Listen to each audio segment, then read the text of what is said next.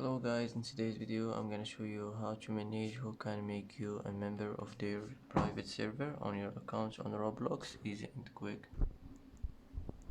First click privacy. After you click on settings, click privacy, and here you will find who can make you a member of their private server. Click on it like this, and here as you see you can manage it. You can make it everyone or friends, user you follow, and that's it. And that's it for today's video. If you like this video, don't forget to like and don't forget to subscribe.